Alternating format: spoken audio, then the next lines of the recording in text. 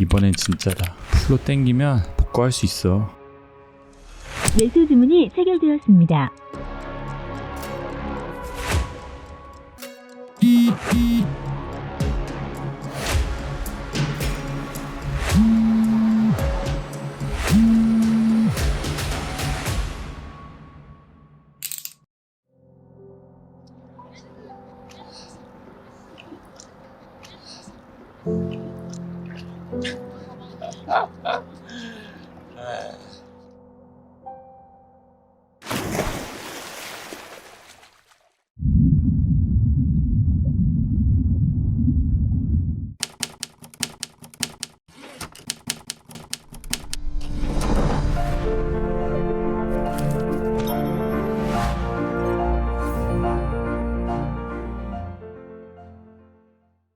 그 자녀도 나이가 이미 50이 넘거나 환갑이 넘었기 때문에 내가 죽으면 또 그 다음 세대로부터 상속세가 얼마나 나올까. 실제로 이런 상속세 부담 때문에 이민을 고려하시는 분이 많습니다.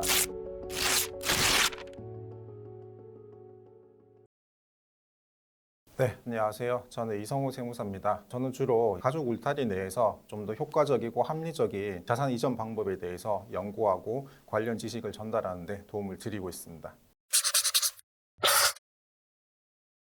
일단 상속이라는 키워드를 두고 접근할 수 있는 방법은 크게 두 가지가 있습니다. 하나는 인구 통계학적으로 접근할 수가 있고, 나머지 하나는 실제로 최근 10년 내지 5년 사이에 내가 가지고 있는 재산 가치가 많이 증가가 되었기 때문에 실제 재산 가치 증가분에 대한 상속세 얘기를 해볼 수가 있는데요. 우선 인구 통계학적인 접근 방법에 있어서는 우리나라보다 이웃 나라인 일본에 대해서 먼저 이야기를 하면 좀 더 쉽게 다가올 수 있습니다. 일본이 지난 2차 세계대전에서 패망을 하고 1947년도부터 49년도 사이에 태어난 세대를 일본의 베이비 부머 세대, 즉 단카이 세대라고 일컫습니다.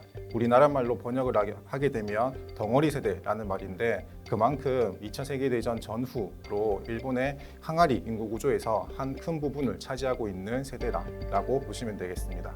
이 단카이 세대가 우리나라의 베이비 부머 세대와 공통점이 상당히 많습니다.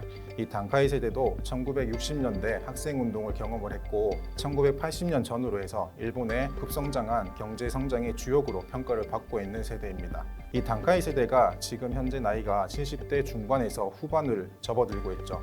그래서 이 단카이 세대에서 최근 급격한 상속이 발생을 하기 때문에 일본에서는 죽음이 많은 사회, 즉 다사사회라고도 표현을 하고 있습니다. 이처럼 일본에 대해서 고령화 사회 플러스 상속이라는 키워드를 두고 일본이라는 국가를 특정하는 여러 가지 표현이 있는데요. 첫 번째는 노노상속이라는 표현이 있습니다. 말 그대로 돌아가신 부모님도 고령층이지만 그 자녀도 나이가 이미 50이 넘거나 환갑이 넘었기 때문에 노인이 노인에게 상속을 하는 현상을 일컫기도 합니다. 그리고 두 번째는 인상속이라는 말도 있어요. 여기서 말하는 인은 인지증의 인을 의미합니다. 여기서 말한 인지증은 쉽게 말해서 치매를 말하는데, 돌아가신 부모님도 치매인 상태에서 역시나 치매에 걸린 자녀에게 상속을 할 수밖에 없는 아주 고령화 사회에서의 상속을 이야기를 하게 되죠. 이처럼 일본 같은 경우에는 초고령 사회로 진입을 했기 때문에 고령화 사회에서 대규모 상속이 발생을 하게 되면 여러 가지 사회 문제가 발생을 하게 돼요.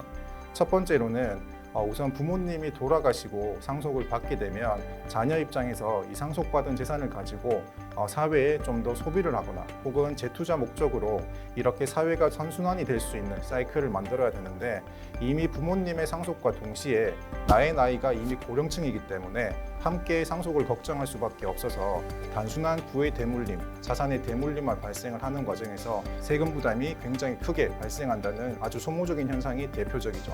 그리고 두 번째는 일본의 경우에도 우리나라와 마찬가지로 자녀분들이 대부분 수도권이나 도심지에 거주를 하는 경우가 많습니다. 따라서 시골에 계신 부모님이 사망을 한 이후에 상속받게 되는 재산이 그 지역에 남아있지 않고 고스란히 수도권이나 도심지로 집중이 되기 때문에 지역 간의 부의 불균형, 지역 간의 격차가 발생할 수 있는 점도 하나의 사회 현상이 될 수 있죠.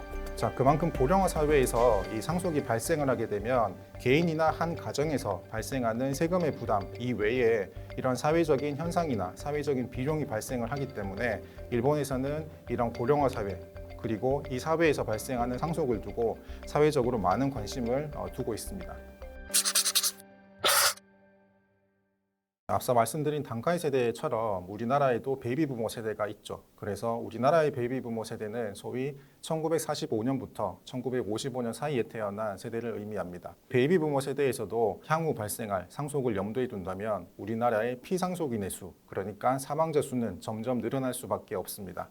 실제로 2022년 국세청에서 발간한 통계 자료에 따르면 우리나라에서 실제 사망한 사람 중에 그 중에서 실제로 상속세를 납부하는 사람의 연령을 분석을 해본 결과 그 중에 60세 이상이 차지하는 비중이 전체의 48.5%로 거의 절반 가까이 차지를 했고, 실제로 인구 통계학적으로도 우리나라의 경우에는 2025년이 되면 초고령 사회로 진입을 한다는 보고가 있습니다. 한 국가나 사회가 초고령 사회가 된다는 의미는 전체 인구 구성 중에 60세 이상의 비중이 20%가 넘어가면 그 국가나 그 사회는 초고령 사회다라고 이야기를 할 수 있습니다. 그렇기 때문에 2025년, 즉 내년이 되면 우리나라 전체 인구 중에 65세 이상이 차지하는 인구가 20.3%가량 차지를 하게 되고, 시간을 좀 더 연장을 해서 2050년이 되면 전체 인구 중에 약 43%가 65세 이상으로 구성이 된다는 통계 결과가 있습니다. 그 속도가 엄청 빠르다는 것이 주목할 만한 사항입니다. 영국의 경우에는 초고령 사회로 진입을 하는데 걸린 시간이 대략 50년 정도였습니다. 그리고 그 속도가 매우 빨랐다고 하는 일본의 경우에도 10년의 시간을 걸쳐서 초고령 사회로 진입을 했는데요. 우리나라의 경우에는 약 7년 만에 초고령 사회로 진입할 것으로 통계 결과가 말해주고 있습니다. 그래서 보통 상속을 준비하기에 있어서 가장 스탠다드한 방법이 자녀에게 증여를 하는 방법인데, 이러한 증여를 하는 텀이 보통 10년 주기로 이루어지기 때문에 이러한 상속을 준비하는 시점을 늦추어진다면 한 세월이 그냥 또 흘러갈 수가 있어서 상속을 준비할 때는 아주 오랜 시간, 긴 호흡을 두고 상속을 준비하는 것이 바람직한 자세로 볼 수 있겠습니다.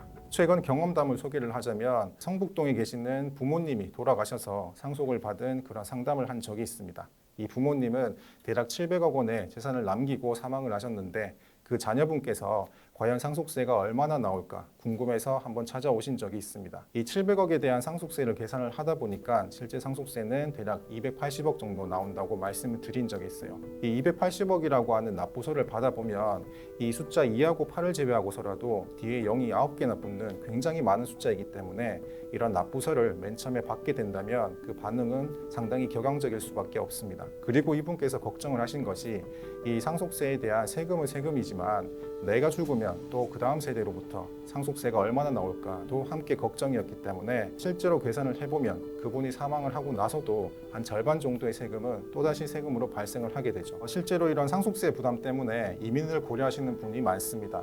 리치 노마드라고 하죠. 리치 플러스 노마드라고 하는 단어의 합성인데, 자산가들이 세금 때문에 정치적 망명과 비슷하게 경제적인 망명도 함께 고려를 한다는 뜻입니다.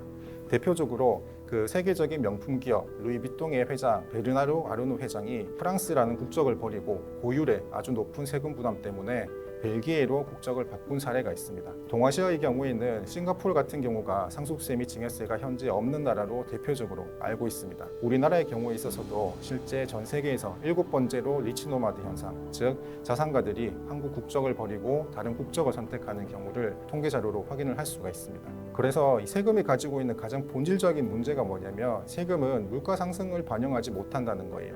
예를 들어서 올해 뉴스에서 올해 우리나라 물가 상승률이 3% 내지는 4% 정도 발생할 것이다 라고 하지만 국회에서 지금 현재 적용되고 있는 세율을 기민하게 적시성 있게 법 개정을 통해서 바꿔주는 게 아니기 때문에 우리는 물가 상승률은 계속 우상향하고 있는 사회에 살고 있지만 이 세금을 산정하기 위한 세금 구조는 불과 몇 년 전, 경우에 따라서는 수십 년 전에 있는 세율로 산정을 하는 사회에 살고 있습니다. 특히나 상속세나 증여세 같은 재산에 부과되는 세금은 그 세율 자체가 지난 1999년에 마지막 개정 이후에 지난 24년 동안 한 번도 개정되지 않았다는 것이 가장 주의할 만한 사항인데요. 그 24년 동안에 재산 가치가 많이 증가했음에도 불구하고 적용되는 세금을 산정할 때 세율은 아주 과거에 머물러 있기 때문에 그 자산 가치 증가분만큼 세금이 차지하는 비중이 시간이 흐를수록 더 부담이 될 수밖에 없다는 사실입니다. 이처럼 이 상속세라고 하는 재산이 세대를 한 번 또는 두 번 정도 건너뛰임에도 불구하고 실제 재산은 전체 재산의 3분의 1가량밖에 남지 않는, 즉 나머지를 세금으로 모두 부담할 수밖에 없는 아주 높은 세부담에 대해서 이제는 이 보편적인 세금이 되었고 이런 상속세라고 하는 것이 비단 자산가만이 납부할 수 있는 세금이 아니라는 점을 한번 인지를 하시고 상속세에 대해서 준비를 하는 것이 바람직한 자세다라고 볼 수 있겠습니다. 이 세금 상담을 할 때는 결론적으로 이거 하나만 기억을 하시면 좋겠습니다. 세금 상담을 할 때는 재산을 물려주는 쪽, 부모님만 아니라 그 재산을 받는 자녀 세대도 함께 세금 상담에 주체적으로 참여를 하시길 권해드리고 있습니다. 그 이유는 뭐냐면 첫 번째는 이 세금 상담이라고 하는 것이 비교적 난해한 내용에 대한 정보 전달이기 때문에 부모님이 혼자 오셔가지고 그 내용을 잘 듣고 집에 가서 남은 가족들에게 잘 이야기할지 만무하고 또 세금을 상담함에 있어서 그 상담 준비를 하는 일련의 과정에서 자녀분이 참여를 하지 않는다면 자녀분 입장에서는 좀 더 우리 가족에 맞는 세금 상담에 대해서 주체적인 행동을 기대하기가 어렵겠죠. 그리고 두 번째는 결국에는 세금 상담이라고 하는 것이 재산을 물려주는 쪽과 그 재산을 받는 쪽 모두 서로 윈윈하는 전략에 대해서 방향을 잡는 자리이기 때문입니다. 예를 들어서 부모님 입장에서는 내가 아파트를 줄 수도 있고 그 다음에 매달 월세가 나오는 상업용 건물을 줄 수가 있습니다. 둘 중에 어떤 걸 먼저 주더라도 무차별한 상황이라고 한다면 자녀 입장의 이야기를 한번 들어볼 필요가 있겠죠. 그래서 자녀가 최근에 출산을 해가지고 장기적인 관점에서 내가 좀 더 나은 양육 환경을 위해 상급지로 갈아탈 계획이 있다고 한다면 자녀 입장에서 현재 가장 중요한 것은 기존에 가지고 있는 주택을 팔았을 때 과연 양도세 비과세를 받을 수 있는지에 대한 부분입니다. 따라서 부모님이 이러한 자녀의 향후 계획을 고려하지 않고 아파트를 먼저 증여를 해준다고 하면 자녀 입장에서는 주택수가 하나 더 늘어나기 때문에 기존 주택을 팔 때 비과세에서 방해를 받을 수가 있겠죠. 그렇지만 매달 월세가 나오는 상가를 준다라고 한다면 자녀 입장에서는 상급지로 갈아타는 과정에서 대출을 발생을 했을 때 그 대출을 갚기 위해서 매달 발생하는 월세가 있으니까 훨씬 더 나은 상태의 자산 이전 계획이 되겠죠. 그래서 이 세금 상담을 할 때에는 우리 가족 울타리 내에서 좀 더 합리적이고 장기적인 관점에서 어떤 방향이 서로 상승이 되는 세금 상담이 될지 고려하는 것이 가장 중요하고 거기에 대한 해결책으로 이 부모님과 자녀 모두 함께 세금 상담에 참여하시길 권해드리고 있습니다. 우선 가족 간의 현금 거래가 있다고 해서 이러한 가족 간의 현금 거래가 사후적으로 모두 세무서에서 문제가 되는 경우는 아닙니다. 그렇지만 내가 가족 간의 현금 거래를 하기 전에는 과연 이 거래의 본질이 세법에서 정하고 있는 비과세 대상인지 한번 자금을 움직이기 전에 확인해 볼 필요가 있겠죠. 실제로 우리 세법에서는 이 학자금이나 혹은 생활비 또는 이제 부의금, 축의금 내지 혼수용품을 비과세 대상으로 열거를 하고 있습니다. 그렇지만 실제로 자금을 막상 주거나 받을 때 좀 머뭇거리게 되는 이유가 사회 통념상 타당한 범위 내의 자금으로까지만 기준을 정하고 있기 때문에 기준이 상당히 모호하다는 특징이 있습니다. 그렇다고 해서 이 생활비나 학자금을 정량적인 금액을 법에 명시할 수는 없어요. 잘 아시겠지만 생활비나 학자금은 워낙 상대적인 경우가 많기 때문에 각 가정마다 차이가 많이 날 수밖에 없기 때문입니다. 그럼에도 불구하고 말씀드리는 이 세 가지 사항을 좀 주의를 하시면 안정적으로 생활비나 학자금을 지급하는 판단 기준이 되시리라 믿습니다. 우선 첫 번째는 이 생활비와 학자금을 지급을 할 때 과연 그걸 받아가는 사람이 그 목적대로 모두 다 사용을 할 것인가에 대한 여부입니다. 쉽게 말해서 거래의 진실성을 따져보자는 거죠. 그래서 내가 생활비나 학자금을 받았는데 실제로 그 중에 일부는 생활비로 사용을 했지만 그 외에 내가 의도하든 의도하지 않든 남은 금액에 대해서는 나의 부동산을 취득하는 자금으로 사용을 한다던가 혹은 내 명의의 예적금을 구성을 하게 되면 결과적으로 이 비과세 목적으로 모두 다 사용을 한 게 아니기 때문에 그 자금은 비과세 대상에서 제외가 되겠죠. 그리고 두 번째는 이 생활비나 학자금을 받아가는 사람으로 하여금 그 주는 사람이 과연 세법상 부양 의무가 있는 사람인지 판단해 볼 필요가 있다는 겁니다. 가장 대표적인 것이 국 내에 있는 할아버지 할머니가 국 외에 있는 즉 유학 중인 손자 손녀에게 생활비나 학자금을 지급하는 그런 상황입니다. 이 세법에서 봤을 때는 우리 관념적인 이 생각과는 다르게 이 손자 손녀에 대해서 부양 의무가 있는 사람은 이 할아버지 할머니가 아니라 그들의 부모입니다. 따라서 부모님이 정상적으로 살아 계시고 사회활동을 하고 있다면 이 할아버지 할머니는 손자 손녀에 대해서 부양 의무가 없기 때문에 그 자금의 크기와 상관없이 실제로 과세가 된 선례가 있습니다. 그렇지만 예외적으로 이 부모님이 돌아가셨다든가 아니면 부모님이 살아 계심에도 불구하고 그분이 어떤 모종의 이유, 예를 들어서 신용 불량이나 파산 등의 사유를 통해서 장기간 소득이 없음이 인정이 된다고 한다면 예외적으로는 그때는 이 할아버지 할머니가 손자 손녀에 대해서 부양 의무가 있는 경우로 인정이 될 수 있겠죠. 그리고 세 번째는 이 생활비나 학자금은 필요할 때마다 그때그때 지급하는 것이 원칙이다라고 하는 겁니다.